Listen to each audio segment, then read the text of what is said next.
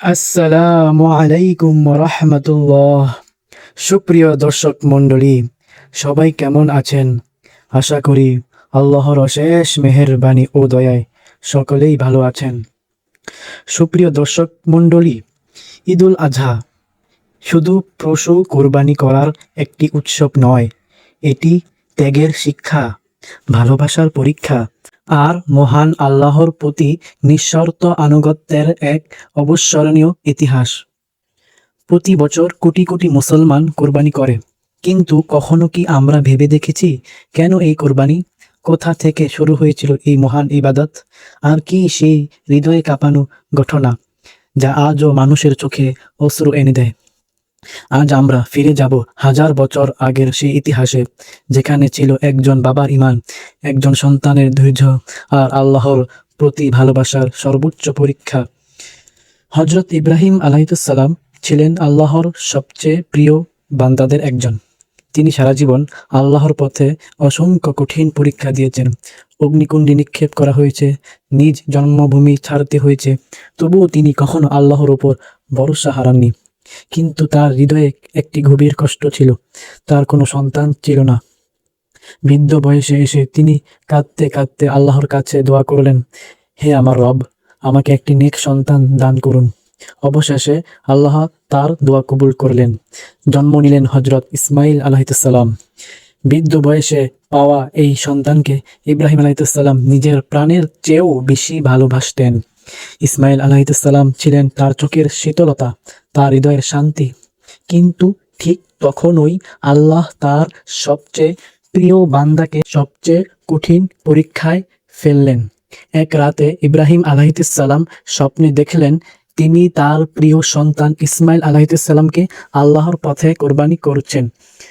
প্রথমে তিনি ভাবলেন হয়তো এটা সাধারণ কোনো স্বপ্ন, কিন্তু একই স্বপ্ন বারবার আসতে লাগলো। তখন তিনি বুঝলেন এটি আল্লাহর পক্ষ থেকে আদেশ। ভাবুন তো, সেই মুহূর্তটা, যে সন্তানকে তিনি এত বছর অপেক্ষার পর পেয়েছেন, যাকে নিজের জীবনের থেকেও বেশি ভালোবাসেন, সেই সন্তানকেই আল্লাহর জন্য কোরবানি করতে হবে। এ কেমন পরীক্ষা! কিন্তু ইব্রাহিম আলাইহিসসালাম জানতেন আল্লাহর আদেশের সামনে কোনো ভালোবাসাই বড় নয়। তিনি তার ছেলে ইসমাইল আলাইহিসসালামকে ডেকে বললেন, হে আমার প্রিয় পুত্র, আমি স্বপ্নে দেখেছি যে আমি তোমাকে জবাই করছি। এখন বলো তোমার মত কি? একজন ছোট ছেলে, কিন্তু কি অসাধারণ ছিল তার ঈমান।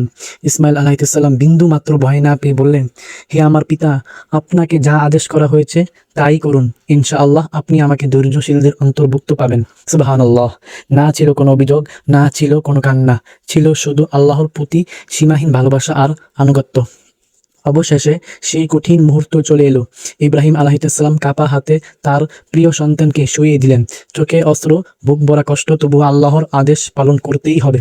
ঠিক তখনই আল্লাহর রহমত নেমে এলো। আল্লাহ আকাশ থেকে একটি দুম্বা পাঠিয়ে দিলেন। ইসমাইল আলাইহিসসালামের পরিবর্তে সেই দুম্বা কোরবানি করা হলো। কারণ আল্লাহ চেয়েছিলেন রক্ত নয়, গোশত নয়, বরং বান্দার তাকওয়া, ঈমান ও আনুগত্য। আজ আমরা ঈদুল আজহায় পশু কোরবানি করি, কিন্তু কোরবানির আসল শিক্ষা কি? শুধু পশু জবাই নয়, আসল কোরবানি হলো নিজের অহংকারকে কোরবানি করা, গুনাহ থেকে ফিরে আসা, হিংসা, লোভ ও খারাপ কাজ ত্যাগ করা, নিজের নফসকে আল্লাহর জন্য ত্যাগ করা। আল্লাহ পবিত্র কোরআনে বলেন, আল্লাহর কাছে পৌঁছায় না পশুর গোশত কিংবা রক্ত, পৌঁছায় শুধু তোমাদের তাকওয়া। সূরা হজ 37 নং আয়াত। তাই আসুন এই ঈদুল আজহায় আমরা শুধু পশু নয়, নিজেদের খারাপ অভ্যাস, গুনাহ ও অহংকারকেও কোরবানি করি। আল্লাহ আমাদের সবাইকে হযরত ইব্রাহিম আলাইহিসসালাম ও হযরত ইসমাইল আলাইহিসসালামের মতো ঈমান, ধৈর্য ও ত্যাগের শিক্ষা গ্রহণ করা তৌফিক দান করুন। আমিন।